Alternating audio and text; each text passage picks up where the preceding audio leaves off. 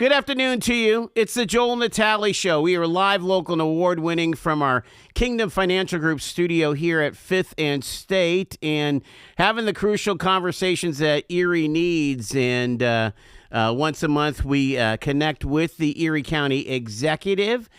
Brenton Davis is with us here, and I'm going to turn the phone lines on, County Executive, just to make sure that the folks, if they want to ask something, 814-679-1080.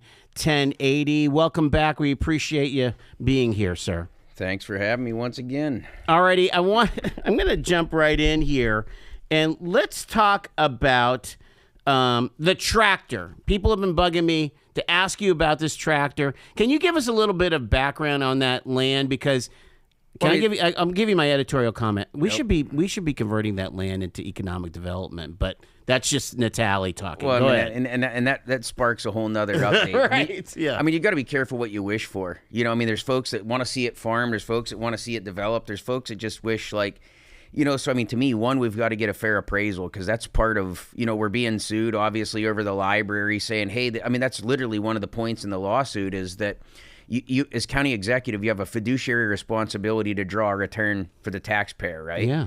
So the irony is you got this, some of the same folks that are suing over the value of, say, a $25,000 lease that provides public benefit and educational opportunities in the library, and then you got some of the same folks on the other side of the, arguing the opposite side of the coin in Fairview.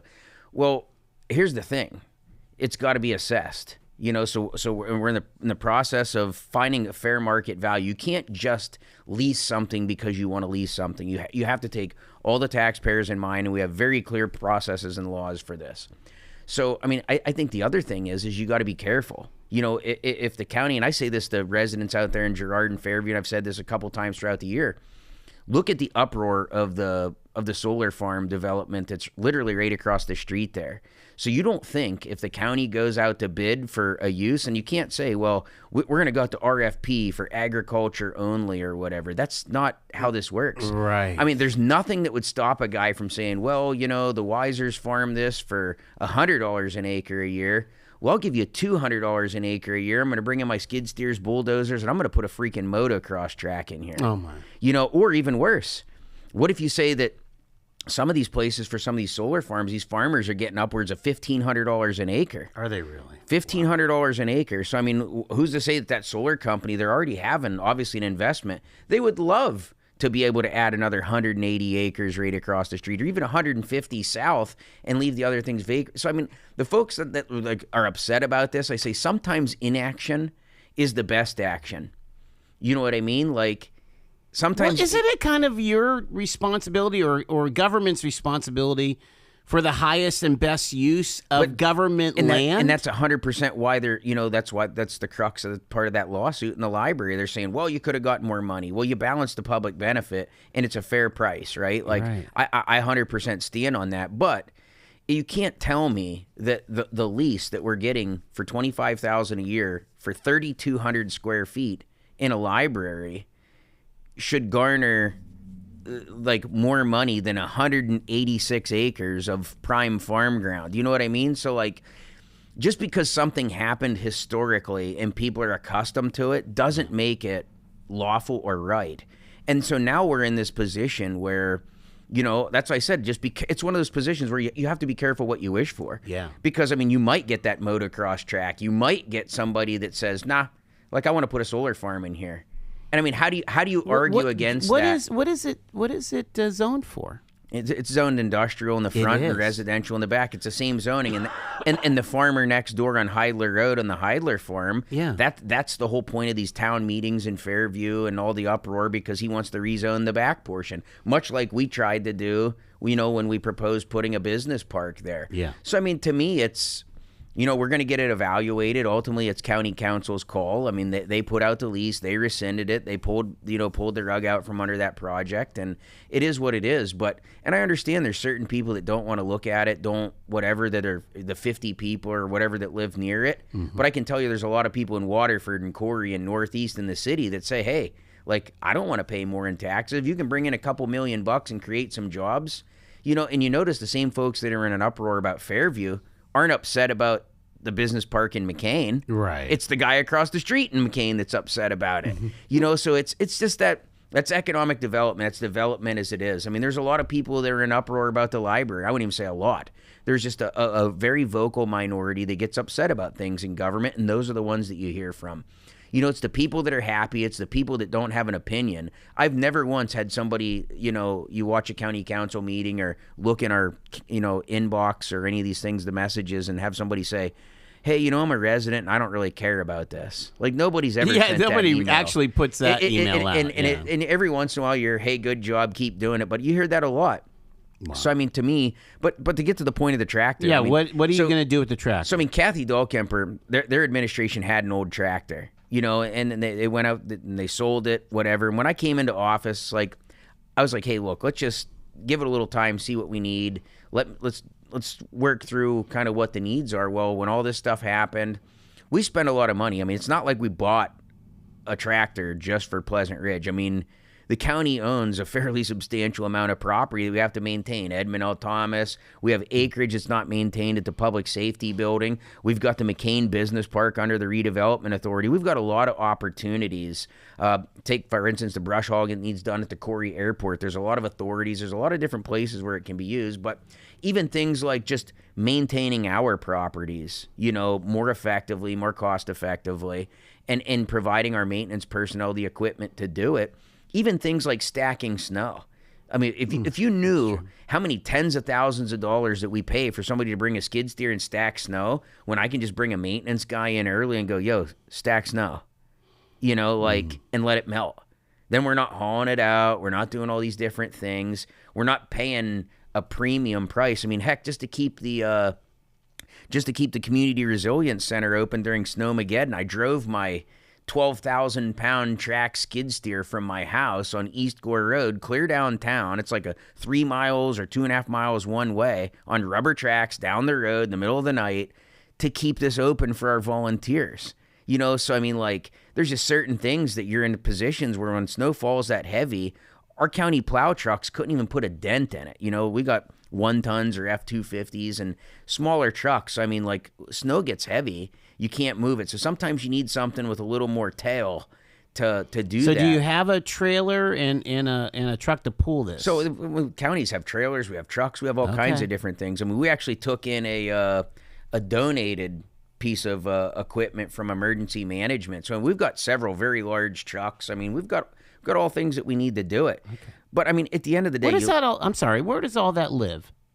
Public safety. So we have the public safety up on it's a Flower Road up behind sure. I-90 up by the you mean school. So out by the 911 center? Yep. Gotcha. That's your garage. It's a huge garage. Garage. Right. So I mean, we have hazmat vehicles. Like, we have a whole fleet of things that most people don't even know about. Yeah. Again. And I mean, we have another, and we have a considerable acreage there that's not maintained. So I said, hey, look, like, I think we can do a little better job maintaining and being a good neighbor, not only in Fairview, but around these other places that we own. And anybody's like, well, you spent $83,000. Well, yeah, I just brought in $200,000 for a brand new roof on the health department and grant money. That didn't cost us a dime. I renegotiated leases at Mill Creek. I've renegotiated leases and lowered leases. I mean, the Mill Creek Library branch at the Mill Creek Mall, I was able to push back on the Cavaros out of Cleveland that own the Mill Creek Mall and say, hey, look, like, I don't want to pay an increase for the next 5 years. Well, who negotiates a lease flat rate? Well, not only did I do that, but I ended up signing it with a 25% reduction. I mean, that saves us. I mean, just that move right there pays for the tractor and what we would have. I mean, we make financial moves that save the taxpayers money. I mean, even this year's budget. I mean, no tax increase in 2026 proposed. I mean, I can't control, the shenanigans of county council downstairs. I mean, they want to sue to raise our taxes and we don't need it anyway. That's one of the pending lawsuits. So I don't know how they've painted themselves into a corner. Like, you've sued to raise taxes saying we need it. Then I returned a $4 million surplus. No tax increase this year. Like, if they don't try to raise taxes, I mean, you can pretty tell they're full of BS or they didn't know what they were doing. So, I mean, a lot of it will be political grandstanding. But you look at all these different things. No tax increase in 2026, and we were able to reduce the budget, the total expenditures, by almost $33 million this year.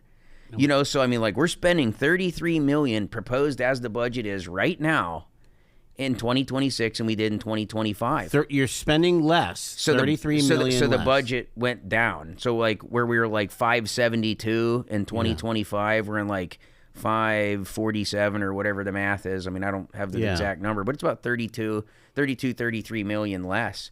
And that's through efficiencies. I mean, that's through efficiencies, eliminating positions, you know, combining positions, doing things that we can do. But I mean, you can't.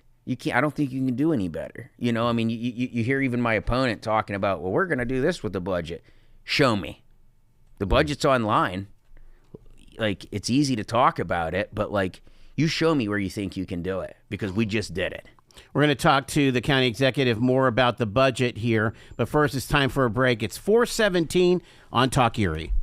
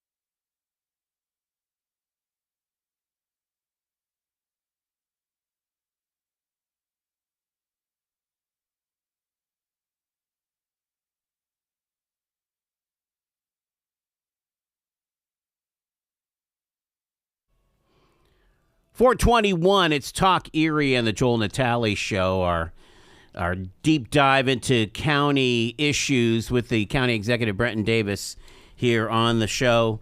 Let's talk budget here. You presented last week as pertained by law on October 1st.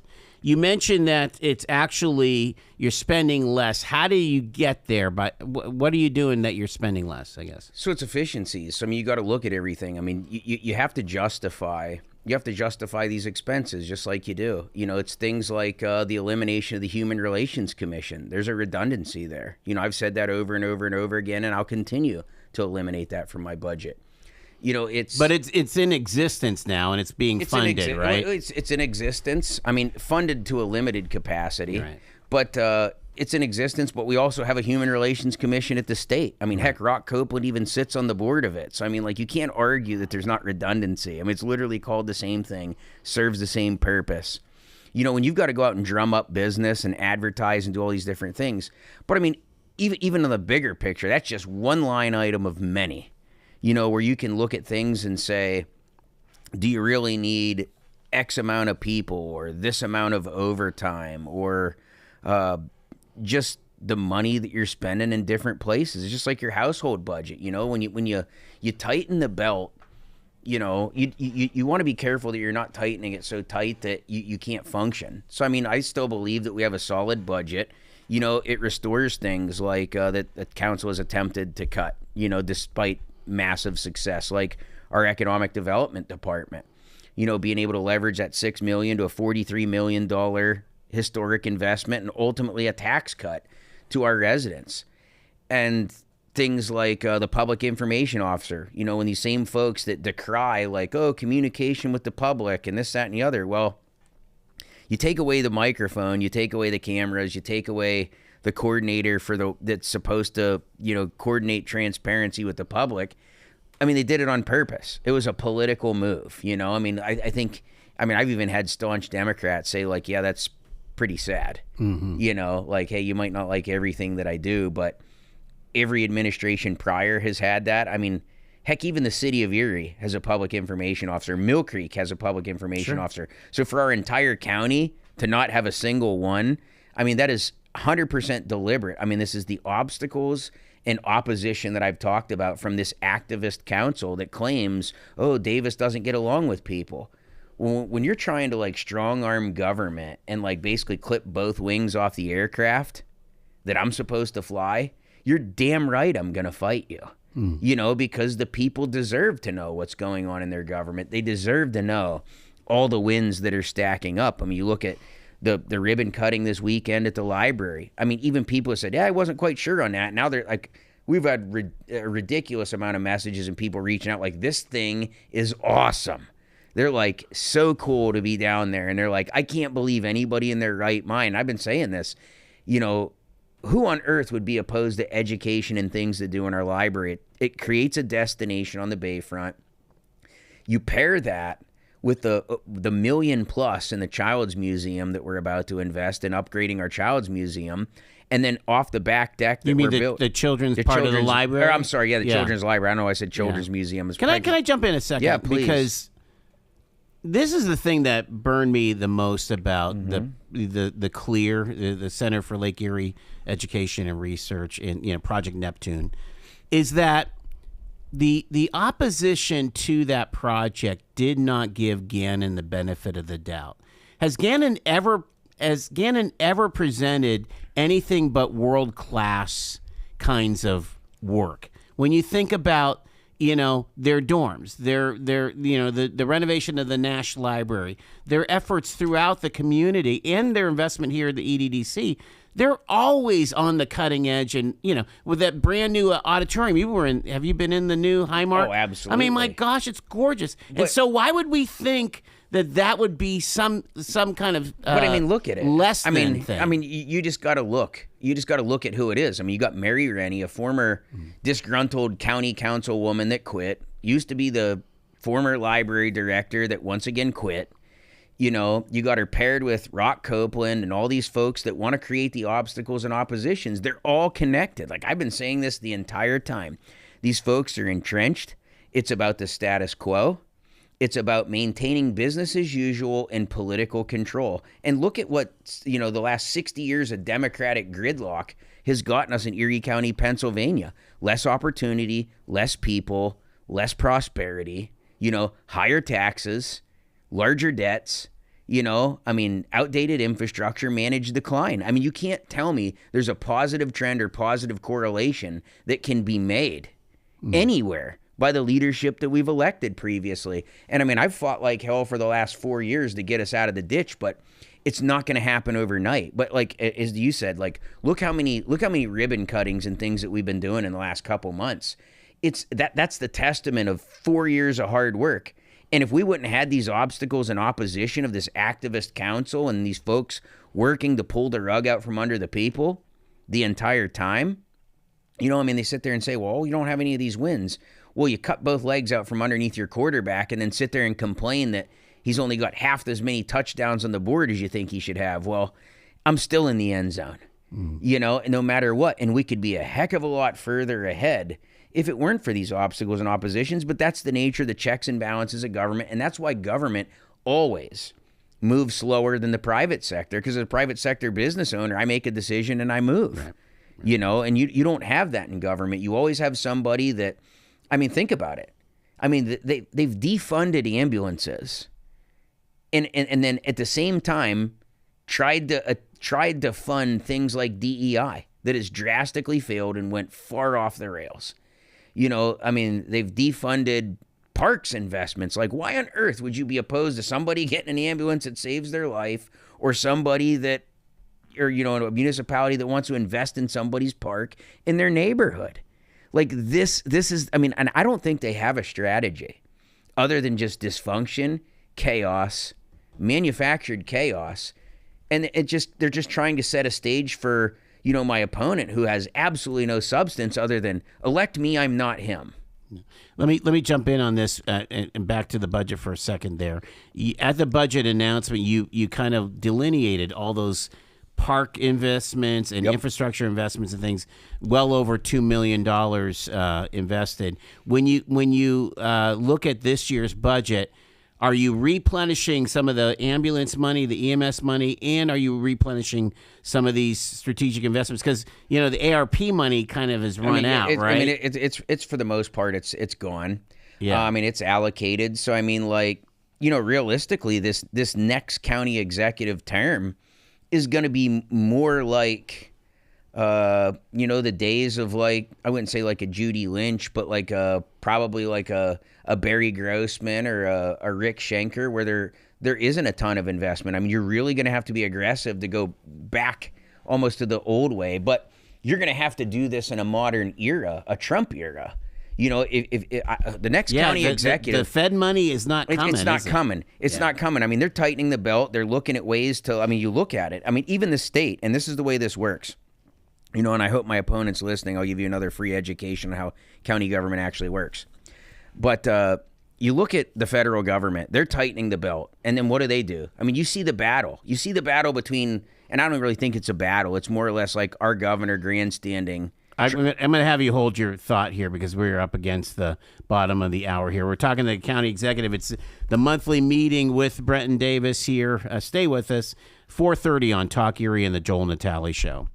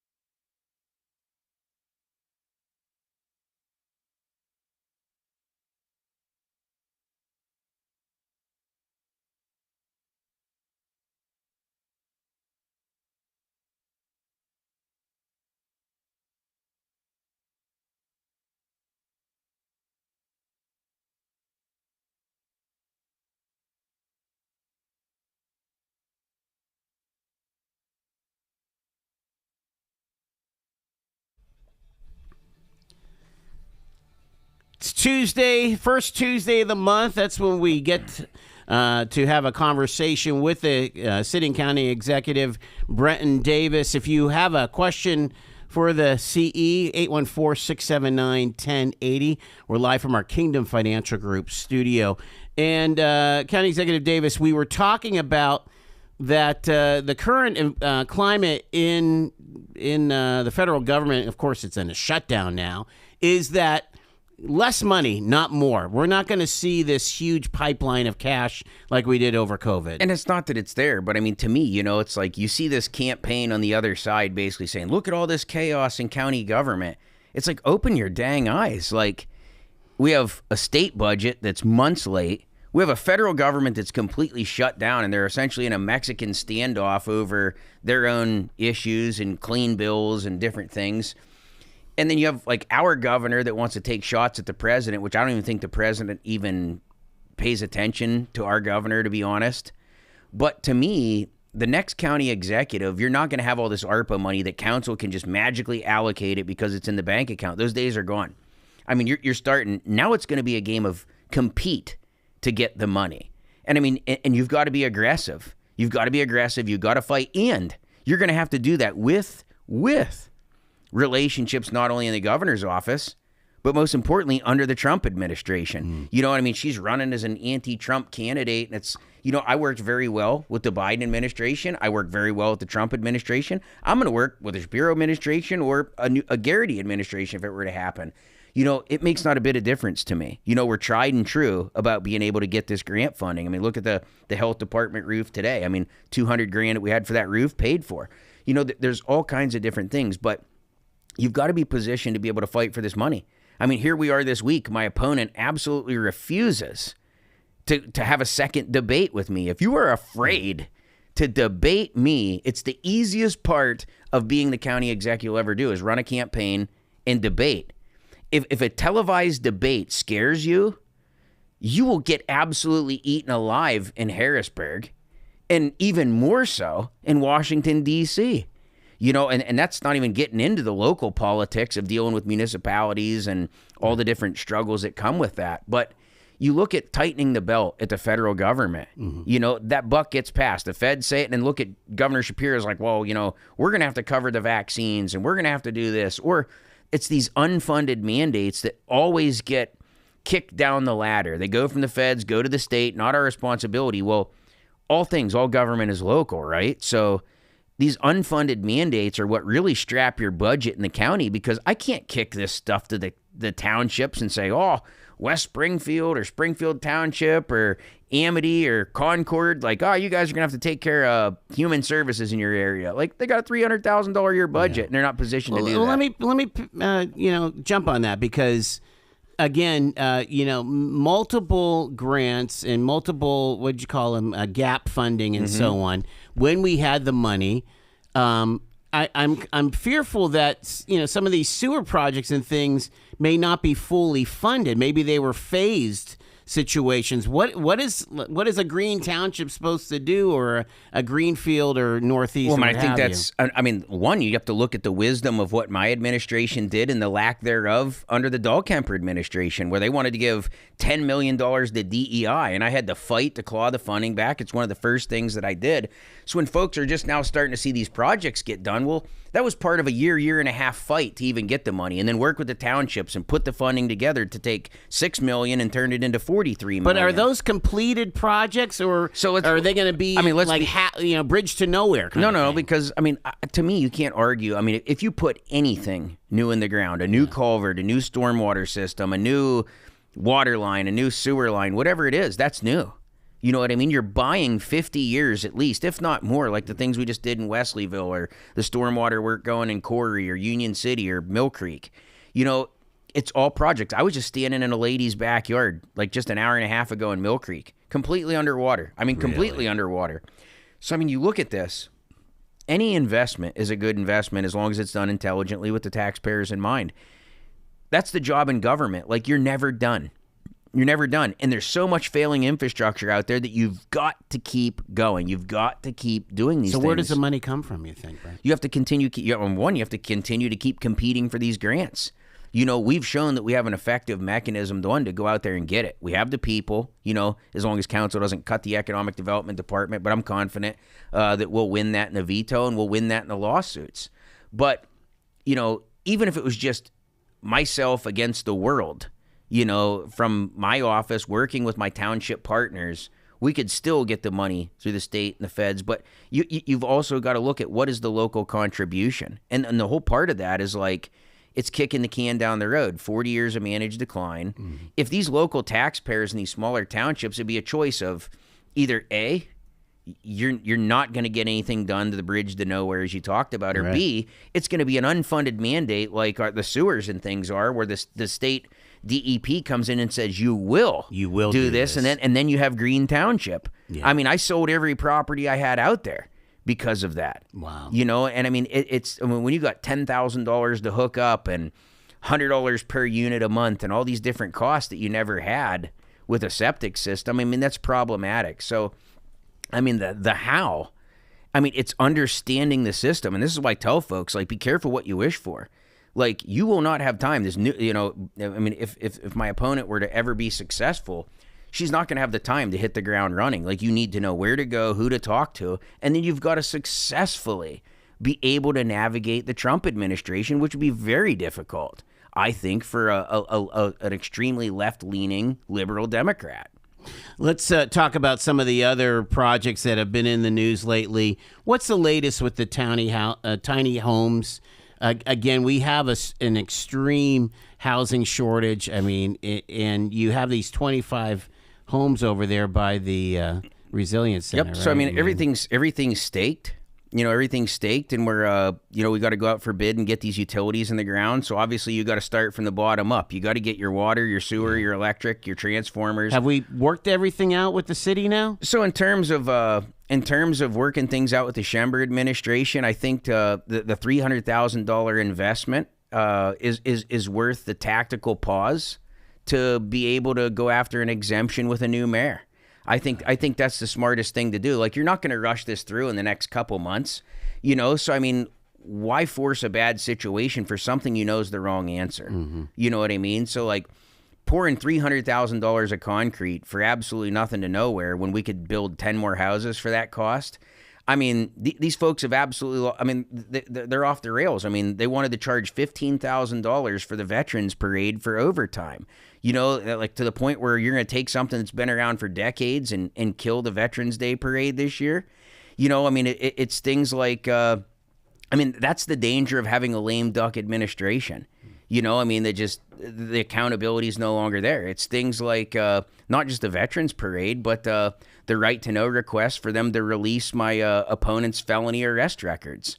I mean, this stonewalling week after week after week, and they finally came back. We requested the mugshot, we requested the arrest records, and basically the complaint and all the different things. And, the Schember administration's really trying to carry water for the Democrats on the way out. And I'm just going to continue to call them out. We have a mayor that's absent. I mean, I like Joe as a guy, but at the end of the day, you've got to do your job, and if you want to play politics, this is where you're going to get called out. And the city has already made that choice. So you're basically, they want a new leader. You're just, with the tiny homes, you're basically putting a pause, seeing who the next mayor is, and then picking things up. Well, I mean, because isn't there a concept of moving some of these to some of the outlying areas, or is those 25 staying in the city? I mean, the plan obviously is to do 50. So I would like for these 25 to be there. Yeah. We're still working on alternate locations for those 2 stories that are close to that center. So I mean, there's a lot of like administrative work and land acquisitions and things we've been working through. Those homes will be on a foundation just due to the weight. It makes sense. Okay. But the single stories, it makes absolutely no sense. It's no different than anybody shed in their backyard. Like, you're not pouring a 48 or a 4-foot thick slab for your shed in your backyard. Why would you do that for a structure? That's a waste of taxpayer money. So I mean, we'll continue to work through that, but I think, we're not stopping. Mm-hmm. We're going to continue working on the utilities, and then we have funding left. We'll build more of these tiny houses and get them out to, I would like to see 2 in at least every school district. Okay. Homeless youth is one of the greater challenges that we have. And I think the burden on families having to relocate to an area and kids by law, we have to truck them to their school district. So, I mean, it's a logistical solution. It's common sense. So if we could do that and provide 2 of these tiny houses in each school district, or, maybe more, look for church sponsors and other folks to really help, wrap these communities in fellowship and resources and do the right thing by our neighbors, that is going to alleviate a lot of the issues that we have in the school districts, at least provide families in the communities as they are, where they are, a stopgap if they fall on hard times. So I mean, that's my goal. Lord willing and voter willing, if given a second term, I'm going to continue. I think we can eradicate homelessness in my second term. I really do. Let's jump over to Penn State Barron Project Resolve. You had a reveal recently. Tell us kind of where that's all at. Again, significant investment going on out there, right? Yeah, 100%. So, I mean, you look at that. That's probably the single greatest economic development investment, workforce development investment that we've seen in our time, or at least for a long, long time. Probably since back to the days of General Electric deciding to be here. You look at these different things. So we unveiled the drawings and the concepts and things of that nature. What is the official name for it? It's like the manufacturing... What Center for Competitive Excellence. Okay, CME. The CME, okay. So you look at all this and you look at the partnerships and you look at the catalyst for the investments and the folks that have come here. And I mean, we just recently had some investors here in town. These were domestic United States investors that are looking at putting together a big deal that, you'll hear more about here, I think, when the land closing happens at the end of this month. Until then, I can't really reveal much more. But it's the catalyst for the momentum that we've created, that we've helped work together. So, I mean, it's undeniable. I mean, you're seeing investments, and like you said, it just seems like there's groundbreakings all the time, and we got another one tomorrow. We're announcing the recovery houses for the opioid stuff. So I mean, it's identifying all the different weaknesses in our community and starting to fortify with resources. Folks that are battling addiction. I mean, you see the opioid campaign that we've been running all summer, spring, summer, and into the fall. Huge returns. We're seeing people turn out to get help in greater numbers than we've ever seen. And it's because we're aggressive about it. We're utilizing the opioid settlement money, leveraging it with other DHS funding, and really helping our community partners have the resources that they need, attract and retain the talent that they need. Are they able to get the counselors? I mean, that's always been one of the issues, is there enough counselors, enough beds, whatever? Well, I mean, I think it's one of those things that you'll take as many as you can get, but that's a story anywhere across the United States. It's the same thing with EMTs. It's the same thing with welders. It's the same thing with healthcare. I mean, COVID has forever changed the face of our workforce. So I mean, that's the nature and reality. But, there's just a ton of different ribbon cuttings. There's a ton of groundbreakings. I think the CME, if there can be ground broken this year, I mean, it's possible. But, I mean, it's obviously, look at days like today. You're not moving dirt in the rain. But, I mean, we're continuing to drill down on these, the infrastructure projects.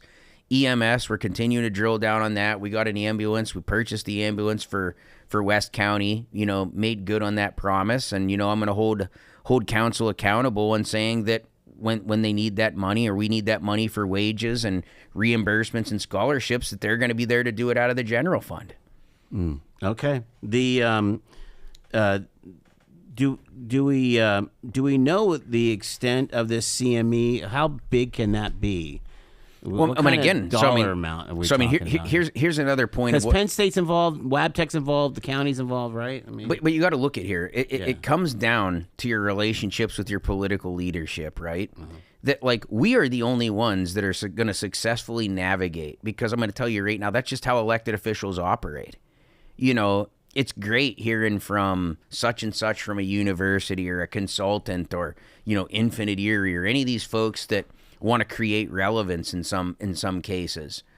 But I can tell you the one thing, and I see it over and over and over and over again, is the second that, say, you call the governor, I'll go around this person, I'll go to the governor, I'll go right to the White House. The first thing they do is pick up a phone, and a staffer calls and says, well, what do you know about this? Who are these people? What do you think about it? And you say, well, that's not really where I would invest my money. or you say, no, this is a great project and this is what we've been telling you about. So having that relationship is key. I mean, I might be blunt, I might be abrasive, you might not like my approach, but I have the relationships to get things done. You know, where you have a newbie that comes walking in the door with the Trump administration, forget about it. Like, it's that moonshot moment that we need to continue the work that we've done uninterrupted and continue on that pathway. You know, I don't have to build the relationships. I already have them. Like, I'm in text groups with people from, like, the White House. Like, you know, this is what we do. And I think the thing about it is how big can Resolve get is going to come down to capturing that federal funding. So we're still waiting on EDA funding from the federal level. Okay. So part of this budget snafu that's going on right now, like, is it in the budget? So, you know, like, I work and, you know, I text Dave McCormick and, you know, his staffers and, you know, just pick up the phone, talk to him, meet with them, you know, whatever we got to do, make the trips to DC, you know, talk to folks in EDA, you know, talk to the different contracting officers and the folks that head these organizations that I've made contacts. We talk to intergovernmental affairs, talk to the secretaries at the White House, and grease these tracks. And everybody's in a holding pattern right now, you know, but when that dam breaks and there's a solution to this budget, which will ultimately eventually happen, you know, you have to be able to jockey, because if you can't, let's face it, I mean, it comes down to who you know in life, right? Like any investment, who has the inside track? Like, a no-name Democrat out of left field is not going to be able to meet that timeline and that demand to continue that work with the EDA to get that additional funding.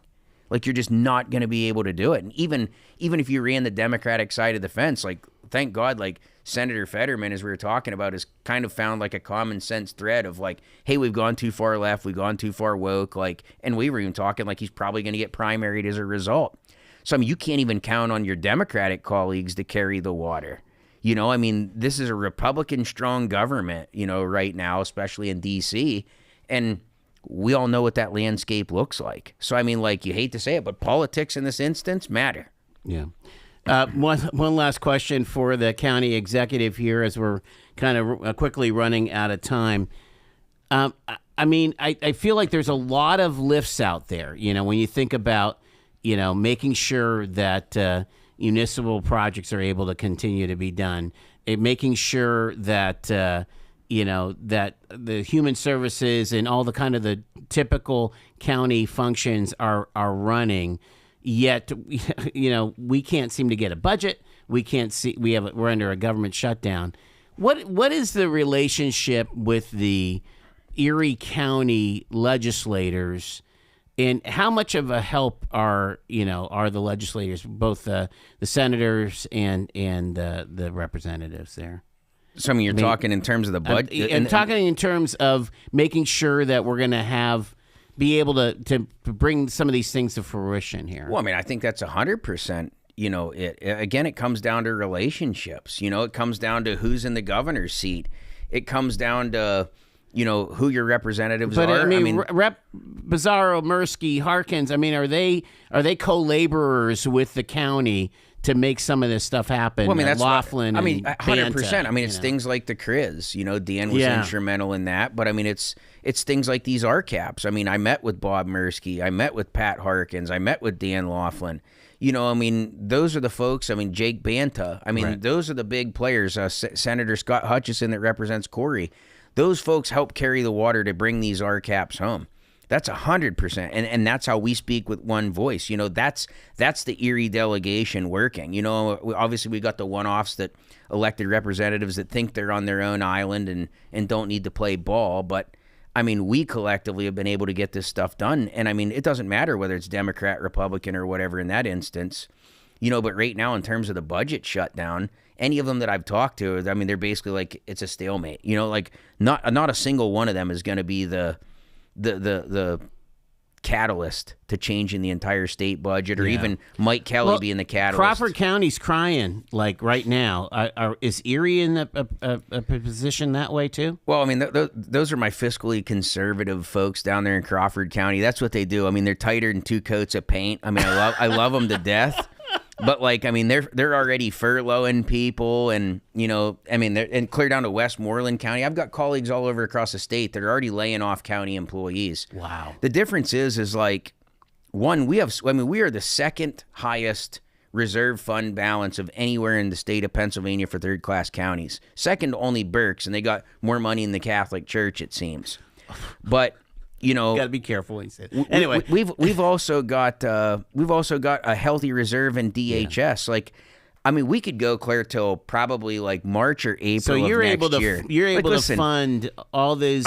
Workers in OCY and all the drug and alcohol and all that stuff. Yeah. And so much so that I even offered, during our debate, you'll be able to see this week, to my opponent, said, well, the community college is going to take out a credit line. I said, what are you, nuts? Like, why should we? You don't ever pay interest on wages. That's just terrible finance. So I told the board, I said, look, if you guys don't use a credit line, we're not paying interest. The taxpayers are not paying interest for wages. That is plain stupid. I said, come to us. We'll give you an interest-free loan to get you bridged across, and that way it doesn't cost us any money. And I think even some of the dissenters on council can see the wisdom of carrying our community college and not paying the interest, knowing we'll get the money back. Well, let's hope that this point is moot soon enough with the shutdown. I appreciate you taking the time. County Executive Brenton Davis, thanks so much for being with us. Glad to have you. All righty. It is 4:55 here on Talk Erie and the Joel Natale Show.